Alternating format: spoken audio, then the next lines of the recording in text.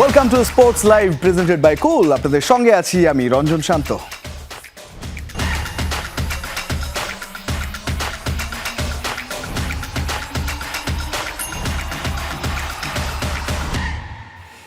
শুরুটা করতে চাই সুখবর দিয়েই। নারী টি-20 বিশ্বকাপ বাছাই পর্বের খবর থেকে এসছে সেই খবরটা, সুখবরটা। নেদারল্যান্ডসের বিপক্ষে যুক্তরাষ্ট্র হেরে যাওয়ায় বিশ্বকাপের মূল পর্বের টিকিট নিশ্চিত করেছে বাংলাদেশ। দিনের প্রথম ম্যাচে থাইল্যান্ডকে 39 রানে হারিয়ে আসরে টানা পঞ্চম জয় তুলে নেয় বাংলাদেশ। টাইগার্সদের দেয়া 166 রানে জবে 126 রানে থামে থাইল্যান্ডের ইনিংস।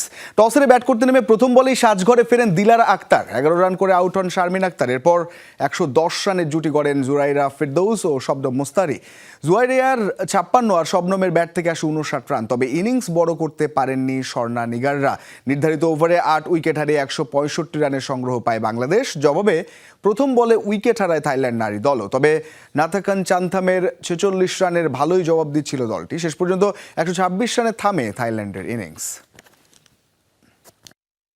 দারুণ একটা খবর অবশ্যই বাংলাদেশ দলের জন্য। জুন জুলাইয়ে বসতে যাচ্ছে আসর, জুনেই হবে এবং ইংল্যান্ড হোস্ট করবে এবারে নারী টি-20 বিশ্বকাপ 2026-এ। সেখানে জায়গা পেয়ে গেছে বাংলাদেশ। কিন্তু এই যে দুই লোগো অর্থাৎ বিসিসিআই এবং আইসিসি, তাদের নিয়ে কথা হচ্ছে। আইসিসির দুবাই অফিস, মানে বিসিসিআই দুবাই অফিস নাকি আইসিসি, এবং বাংলাদেশের শ্রীলঙ্কার বিশ্বকাপ খেললে ভারতীয় ক্রিকেট বোর্ডের ইগোতে লাগতো, এমন মন্তব্য করেছেন ভারতের ক্রীড়া সাংবাদিক শারদা উগ্রা। বলছেন যথেষ্ট বন্ধু আর প্রভাব খাটাতে না পারার কারণে এই দাবি আদায়ে ব্যর্থ বিসিবি।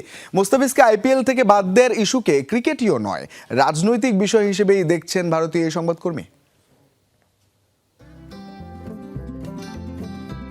বাংলাদেশকে টি-20 বিশ্বকাপ থেকে সরিয়ে দেওয়ার পর শুধু দেশের ক্রিকেটেই নয়, আইসিসির সমালোচনা আন্তর্জাতিক ক্রিকেট আঙ্গনেও। বিশ্বকাপ দরজায় কড়া নাড়লেও উত্তাপটা এখনো বাংলাদেশকে ঘিরেই।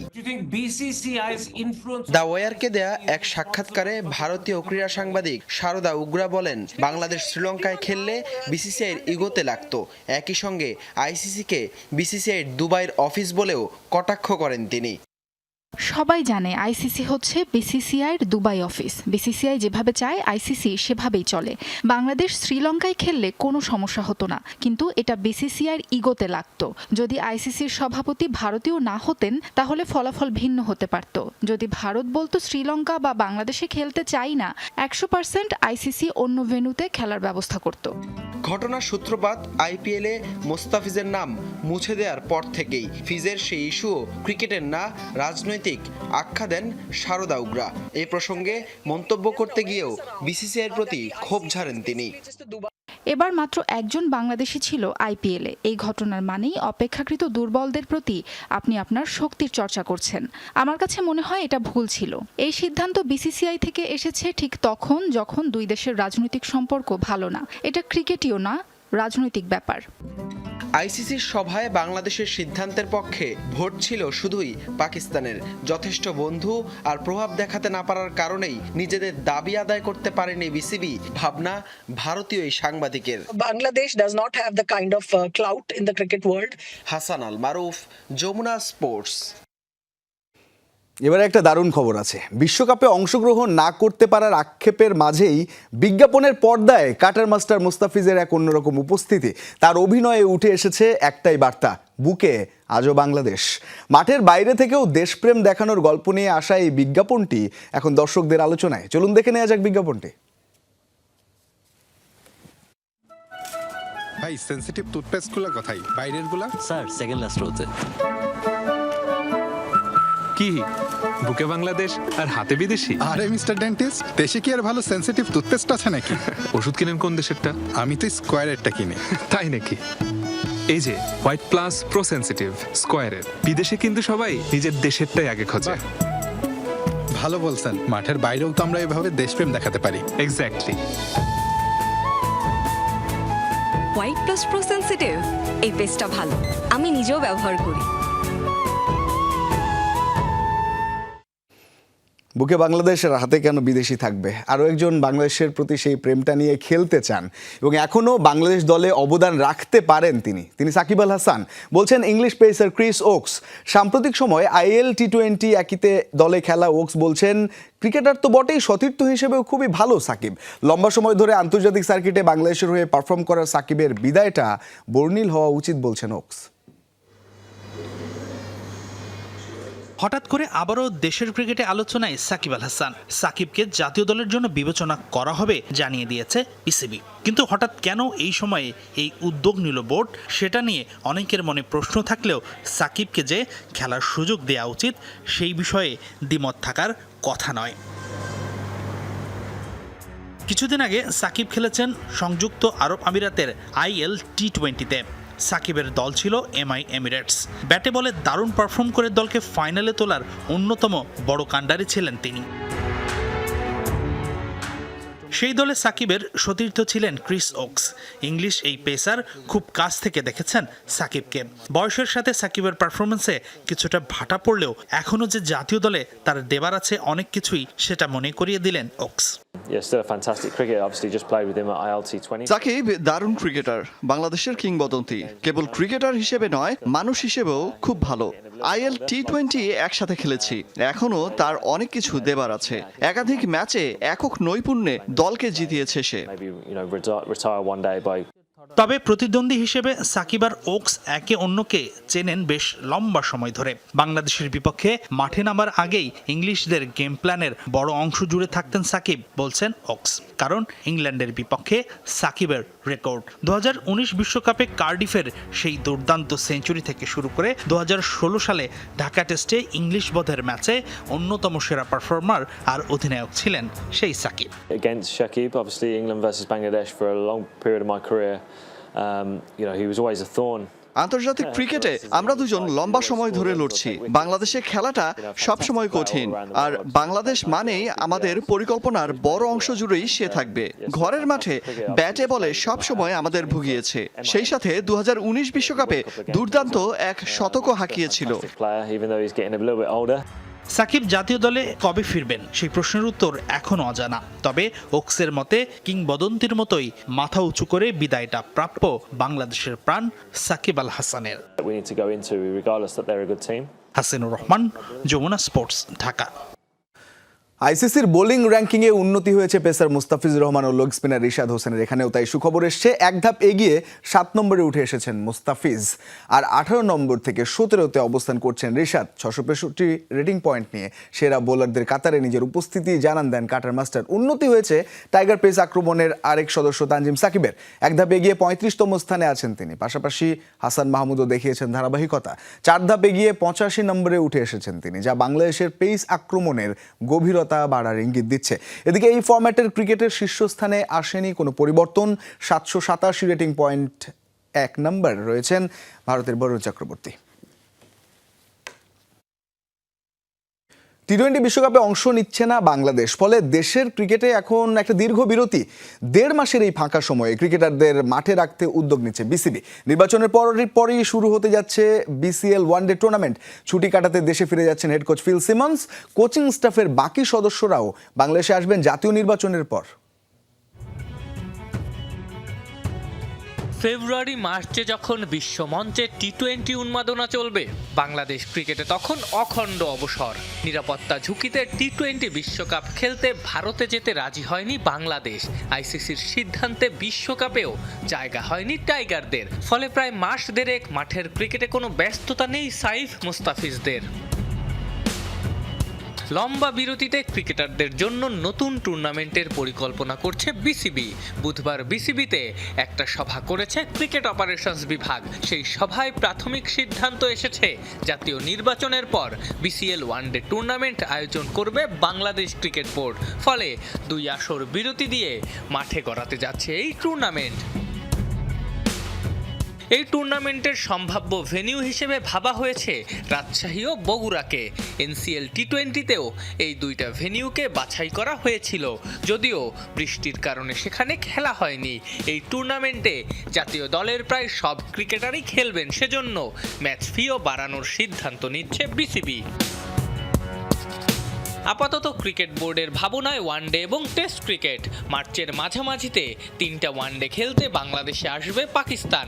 সেই সিরিজের প্রস্তুতির অংশ হিসেবে ক্রিকেটারদের ওয়ানডে মেজাজে রাখতেই এই টুর্নামেন্টের আয়োজন। বিসিবির টুর্নামেন্ট কমিটির পাশাপাশি এই আয়োজনের সঙ্গে যুক্ত থাকবে ক্রিকেট অপারেশনস বিভাগও। টুর্নামেন্ট কমিটি বিসিএল লঙ্গার ভার্সনও আয়োজনের পরিকল্পনা করেছিল। পরিকল্পনা ছিল আন্ডার-23 বিসিএল-এরও। বিসিএল ওয়ানডে মাঠে গড়ালে উভয় টুর্নামেন্ট নিয়েও নতুন করে ভাবতে হবে টুর্নামেন্ট কমিটিকে।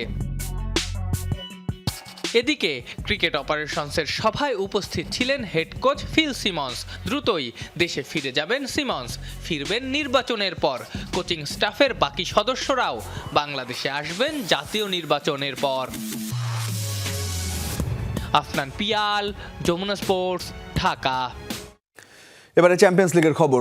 লিগ পর্বের শেষ দিনে আজ মাঠে নামছে 36টি দল। বাংলাদেশ সময় রাত 2টায় শুরু হবে সবকটি ম্যাচ। সপ্তম রাউন্ড পর্যন্ত নকআউট পর্ব নিশ্চিত করেছে আর্সেনাল, বায়ার্ন সহ 15টি ক্লাব। বাকি 9টি স্লটের লড়াইয়ে টিকে আছে 17টি দল। পয়েন্টস তালিকার শীর্ষ 8 ক্লাব সরাসরি চলে যাবে শেষ 16তে। সেই লড়াইয়ে বেনফিকার বিপক্ষে রাতে মাঠে নামবে রিয়াল মাদ্রিদ। এই ম্যাচে জিতলে সরাসরি শেষ 16 নিশ্চিত করবে লস ব্ল্যাঙ্কোস। এদিকে 6 বারের চ্যাম্পিয়ন লিভারপুল ঘরের মাঠে আতিথ্য দেবে কারাবাককে। জিতলেই সরাসরি শেষ 16তে যাবে অলরেডরা। গালাতাসারায়ের বিপক্ষে লড়বে ম্যানচেস্টার সিটি, আর ঘরের মাঠে নিউক্যাসলকে আতিথ্য দেবে ফরাসি জায়ান্ট পিএসজি।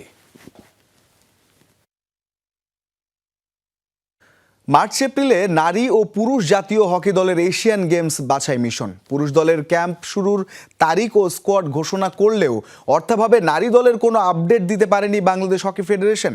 শুধু তাই নয়, কোনো দেশের সঙ্গে প্রস্তুতি ম্যাচ খেলা ছাড়াই ওমানে নামতে হচ্ছে এশিয়ান গেমস বাছাই পর্বে। মাওলানা ভাসানী হকি স্টেডিয়ামে সেনাবাহিনীর ক্যাম্প চলায় আপাতত খেলোয়াড়দের আবাসন ব্যবস্থা করা হয়েছে জাতীয় ক্রীড়া পরিষদের ডরমিটরিতে। নতুন বছরে 5 ফেব্রুয়ারি শুরু হচ্ছে জাতীয় হকি দলের ক্যাম্প। 25 মার্চ থেকে ওমানে এশিয়ান গেমস বাছাই পর্বের জন্য 37 সদস্যের দল ঘোষণা করেছে ফেডারেশন। হেদায়েতুল ইসলাম খান রাজীব ও আশিকুজ্জামানকে করা হয়েছে হেড কোচ। তবে মাওলানা ভাসানী হকি স্টেডিয়ামে সেনাবাহিনীর ক্যাম্প চলায় খেলোয়াড়দের বিকল্প আবাসন ব্যবস্থাপনা করা হয়েছে।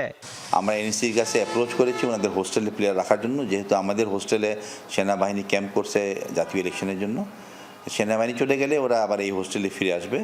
আমাদের যে হকি স্টেডিয়ামের মাঠ আছে এই মাঠে অনুশীলন হবে আর কি। তো 5 ফেব্রুয়ারি থেকে ক্যাম্প শুরু হলে এই ক্যাম্পটা চলবে ফ্লাই করার আগে পর্যন্ত, খুব সম্ভব অথবা 22 বা 23 মার্চে ফ্লাইট হবে। আর্থিক সংকট কাটানোটা বড় চ্যালেঞ্জ হকি ফেডারেশনের। 20 এপ্রিল থেকে ইন্দোনেশিয়ায় নারীদেরও এশিয়ান গেমস বাছাই পর্ব শুরু হচ্ছে। তবে অর্থাভাবে সেই ক্যাম্প শুরুর কোনো দিনক্ষণ বলতে পারছে না ফেডারেশন। গত বছর প্রায় 8 কোটি টাকা মতো খরচা হয়েছে আমাদের মাথায় আসেনি। যখন আমরা অডিটে যখন গেছে কাগজপত্র, তখন আমরা গিয়ে দেখি এখানে প্রায় 8 কোটি টাকা মতো খরচা হচ্ছে গত বছর। 8 কোটি টাকা কই থেকে আসছে? ডেটের কিছু ফাইনাল হয়নি, এটা সময় লাগবে। এটা হয়তো বা বিকজ মেয়েদের তো ক্যাম্প লিমিটেড প্লেয়ার, এখন খুবই লিমিটেড প্লেয়ার। এটার জন্য আমরা এবার যে আপনার ব্ল্যাক ব্যাংক টুর্নামেন্ট হয়েছে, এখান থেকে আমরা প্রায় 15 জন মেয়েকে আনতেছি। এদেরকে কয়েকদিন এখানে আমরা ট্রেনিং দিব আর কি। বাছাই পর্বের আগে কোনো প্রস্তুতি ম্যাচ না খেলার ঘাটতি নিয়ে ওমানে যেতে হচ্ছে আমিরুলদের। টানা ক্যাম্পের খরচের জন্য জাতীয় ক্রীড়া পরিষদের কাছে অর্থ আবেদন করেছে হকি ফেডারেশন। মেহেদি নাইম, যমুনা স্পোর্টস, ঢাকা।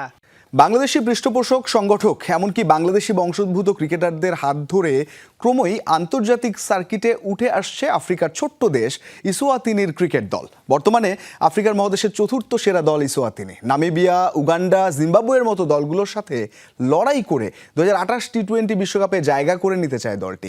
ইসোয়াতিনির ক্রিকেটে বাংলাদেশিদের অবদানের জন্য তাদের ধন্যবাদ জানিয়েছেন দেশটির ক্রীড়ামন্ত্রী বনগানি এনজিমা। আমাদের আফ্রিকা প্রতিনিধি নুরুল আলমের রিপোর্ট। 18,000 বর্গ কিলোমিটারের দেশ ইসোয়াতিনি। সবুজ পাহাড়ে ঘেরা ছোট আয়তনের এই দেশটি 2018 সালে সোয়াজিল্যান্ড থেকে নাম বদলে হয় ইসোয়াতিনি। ইসোয়াতিনির মানুষের কাছে পছন্দের খেলা ফুটবল, তবে পিছিয়ে নেই সেখানকার ক্রিকেটও। পছন্দের তালিকায় ক্রিকেটের অবস্থান এখন দ্বিতীয়। তবে দেশটির প্রধান বাধা অবকাঠামো। নেই খেলার নিজস্ব মাঠ, ভাড়া করা মাঠে চলে অনুশীলন আর টুর্নামেন্ট। তবে ইসোয়াতিনি ক্রিকেট দলের প্রাণ প্রবাসী বাংলাদেশিরা। বাংলাদেশি মালিকানাধীন প্রতিষ্ঠান করে স্পন্সর। এমনকি দেশটির ক্রিকেট বোর্ডের সহসভাপতির দায়িত্ব পালন করছেন প্রবাসী বাংলাদেশি জাফর ইমাম রিয়াদ। শুধু তাই নয়, জাতীয় দলে খেলেন 3 বাংলাদেশি, আলমগীর হোসেন, কামরুল হাসান পাপ্পু এবং মোহাম্মদ সাব্বির। সুইজারল্যান্ডের ক্রিকেটের সাথে আমি 2008 সাল থেকেই মোটামুটি জড়িত আছি। বিভিন্ন পর্যায়ে আমি খেলাধুলাও করছি এবং এখন সুইজারল্যান্ড ক্রিকেটকে কিছু দেওয়ার জন্য বোর্ডে আসলে আসছি এবং আলহামদুলিল্লাহ আমাদের সুইজারল্যান্ড ক্রিকেট এখন আগে থেকে অনেক বেশি স্টাবলিশড এবং অনেক বেশি ভালো খেলতেছে। আমি 2008 থেকে ক্রিকেটের সাথে জড়িত। আমি 2009-10 আমি অনূর্ধ্ব-19 খেলছি সুইজারল্যান্ড ন্যাশনাল টিম হয়ে। 2022 থেকে আমি সুইজারল্যান্ড ন্যাশনাল টিমে খেলতেছি। আইসিসির আন্ডারে আমি সর্বমোট 3টা ম্যাচ খেলছি বিকজ এই বছরই আমি প্রথম সুইজারল্যান্ড ন্যাশনাল টিম থেকে খেলা শুরু করি। তো আমাদের ম্যাচ ছিল মোজাম্বিকের সাথে, ইনশাল্লাহ আমরা সবগুলো উইন হয়েছি। ইসওয়াতিনি ক্রিকেট বোর্ডের প্রধান পৃষ্ঠপোষক প্রতিষ্ঠানের নাম সেঞ্চুরি ফ্যাশন, যে প্রতিষ্ঠানের স্বত্বাধিকারী বাংলাদেশের আশরাফুল আলম চৌধুরী মানসুর। আমাদের একটা নৈতিক দায়বদ্ধতাও আছে যে আমরা এই দেশের জন্য কিছু করি, শুধু ইনকাম করতে আসছি এটা না, এদের কাছে যেন হয় না আমরা এদের দেশকেও কিছু দিচ্ছি, এদেরকে আমরা রিপ্রেজেন্ট করতেছি বা এদেরকে আমরা এদের দেশকে আমরা রিপ্রেজেন্ট করার জন্য আমরা যতটুকু করার জন্য তারা করতেছি। ইসওয়াতিনি ক্রিকেট দল এখন আফ্রিকার 4র্থ সেরা ক্রিকেট দল। দ্রুতই উন্নতি করা দলটি দেখছে 2028 টি-20 বিশ্বকাপ খেলার স্বপ্ন। গত 20 বছরে ইসওয়াতিনির ক্রিকেট অনেক এগিয়েছে। আমাদের বোর্ড এখন ভালো সংগঠক দ্বারা পরিচালিত হচ্ছে। 2026 টি-20 বিশ্বকাপের আফ্রিকা অঞ্চলের বাছাইয়ে আমরা 4র্থ হয়েছি। পরের বিশ্বকাপে জায়গা পাওয়াটাই আমাদের এখন প্রধান লক্ষ্য। ক্রিকেট নিয়ে যমুনা টেলিভিশনের সাথে কথা বলেছেন ইসওয়াতিনি ক্রীড়ামন্ত্রী বঙ্গানী আঞ্জিমা। ইসওয়াতিনির ক্রিকেটে অবদানের জন্য বাংলাদেশিদের ধন্যবাদ দেন তিনি। দেশটির ক্রিকেট দলের জন্য আধুনিক সুযোগ সুবিধা তৈরির কথাও বলেন তিনি। যমুনা টেলিভিশনকে ধন্যবাদ। আমাদের দেশের দ্রুত বর্ধমান খেলা ক্রিকেট নিয়ে আমি খুবই উদ্গ্রীব।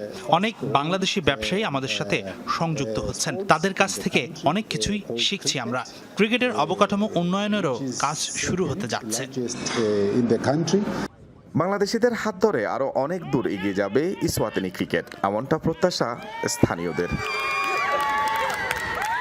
Nurul Alam, Jamuna news, Mbabane, Eswatini. Messi ঈশ্বর প্রদত্ত প্রতিভা আর পেশাদারিত্বের সেরা ক্রিশ্চিয়ানো রোনালদো।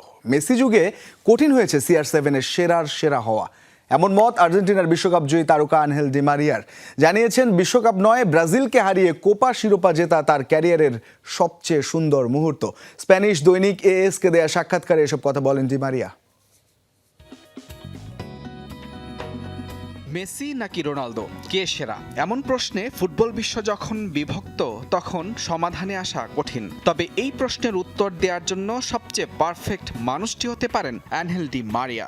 আর্জেন্টিনার বিশ্বকাপ জয়ী এই তারকা যেমন মাঠ মাতিয়েছেন লিওনেল মেসির সতীর্থ হয়ে, তেমনি ক্লাব ফুটবলে রোনালদোর সেরা সময়ে সতীর্থ ছিলেন রিয়াল মাদ্রিদের জার্সিতে। সেরার দ্বন্দ্বে সবচেয়ে গ্রহণযোগ্য উত্তরটাও দিলেন ডি মারিয়া। পেশাদারিত্বের বিচারে রোনালদো সবার সেরা, এজন্য সে অনেক পরিশ্রম ও চেষ্টা করেছে। কিন্তু মেসির ব্যাপারটা সম্পূর্ণ ভিন্ন। ও হয়তো ড্রেসিং রুমে আয়েশ করে মাথে খেয়ে মাঠে নেমে বুঝিয়ে দিত ঈশ্বর প্রদত্ত প্রতিভা নিয়ে সে সেরা। লিওর সঙ্গে প্রতিযোগিতায় সেরা হতে সব চেষ্টাই করে রোনালদো, কিন্তু মেসির যুগে এসে পড়ায় তার কাজটা কঠিন হয়ে পড়েছে। রিয়াল, ম্যানিউ কিংবা PSG, বিশ্বের সেরা সব ক্লাবের হয়ে জিতেছেন প্রায় সব শিরোপায়। নিজ দেশ আর্জেন্টিনাকে এনে দিয়েছেন অধরা বিশ্বকাপ, জিতেছেন 2টি কোপা আমেরিকা শিরোপাও। তবে বিশ্বকাপ নয়, ডি মারিয়ার সেরা মুহূর্ত ব্রাজিলকে হারিয়ে কোপা ট্রফি জেতা। 28 বছরের শিরোপা খরা কাটানোর মুহূর্তটা ছিল আমার কেরিয়ারের সেরা। ক্লাব পর্যায়ে ভালো করলেও দেশের হয়ে ট্রফি না জেতার একটা আক্ষেপ ছিল। ব্রাজিলের বিপক্ষে ফাইনালে আমার গোল করা জীবনের সবচেয়ে সুন্দর মুহূর্তগুলোর একটি। সাফল্যের চূড়ায় থেকে জাতীয় দল থেকে নিয়েছেন অবসর, যেখানে মেসি রোনালদো খেলতে যাচ্ছেন আরও একটি বিশ্বকাপ। কিন্তু এ নিয়ে আক্ষেপ নেই ডি মারিয়ার। বিশ্বকাপ খেলার ইচ্ছে নেই, বিষয়টা এমন নয়, কিন্তু আমি আমার চক্র পূরণ করেছি, যা চেয়েছি সবই অর্জন করেছি। এখন নতুন প্রজন্মের সময়। ফুটবলের বর্তমান সেরা তারকা নির্বাচনেও নিখুঁত উত্তর ডি মারিয়ার। স্প্যানিশ দৈনিক AS-কে দেয়া সাক্ষাৎকারে কিলিয়ান এমবাপ্পের প্রতি মুগ্ধতার কথা জানাতে ভুলেননি তিনি। মুজরাবিন তারেক, যমুনা স্পোর্টস। মেসি নাকি রোনালদোকে সেরা, এই আলোচনায় সবসময় মেসিকে একটু প্রাধান্য তো পাওয়াই যায় বা মেসি পাই প্রাধান্য। তবে পেলের নাম যখন আসে তখন আসে ম্যারাডোনার নাম, মেসির নাম যতদিন আসবে রোনালদোর নাম ফুটবল ইতিহাসে আসতেই থাকবে। এই ছিল আজকের স্পোর্টস লাইভে, এবং সঙ্গে থাকার জন্য ধন্যবাদ সবাইকে।